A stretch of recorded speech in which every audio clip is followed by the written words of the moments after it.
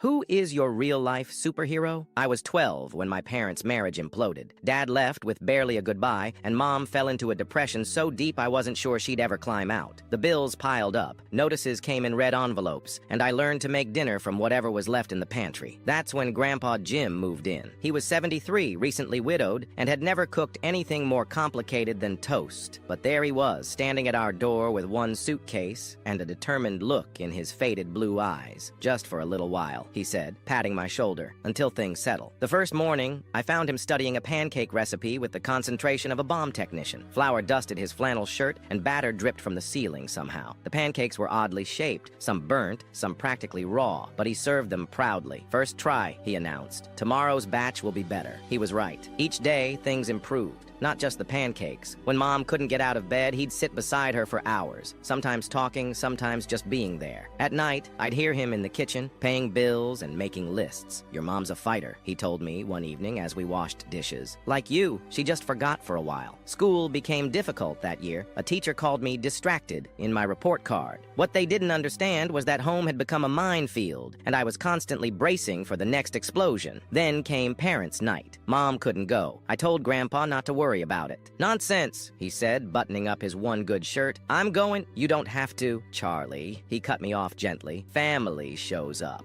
I watched him iron his pants, polish his shoes, and carefully comb his thin white hair. He looked tired. I knew his arthritis was acting up because he'd been wincing when he thought I wasn't looking. At school, he shook hands with every teacher, asked thoughtful questions, and took notes in his shaky handwriting. When Mrs. Peterson mentioned I was falling behind in math, he nodded seriously. "We'll work on it together," he promised, and we did. Every night after dinner, we'd spread my textbooks across the kitchen table. Math had never been his strong suit either, but he'd sit there squinting at problems until we figured them out together. One night, frustrated with fractions, I slammed my pencil down. "This is stupid. Dad would know how to do this." Grandpa didn't flinch at the mention of my father. He just picked up the pencil and handed it back. "Maybe he would," he said quietly. "But I'm here, and I'm not going anywhere, so let's try again." It wasn't just the homework help or the gradually improving meals. It was how he treated Mom with dignity, even on her worst days. How he fixed the leaky faucet and taught me to change a tire just because a person should know these things. How he never once complained about the cramped guest room or his aching joints. 6 months turned into a year. Mom slowly returned to us. She found a better job, started cooking again, laughed sometimes. Grandpa didn't move out until I was 14 when we were truly steady again. He lived just 3 blocks away, close enough that I could ride my bike over any time. The summer before he died, we built a treehouse together in his backyard.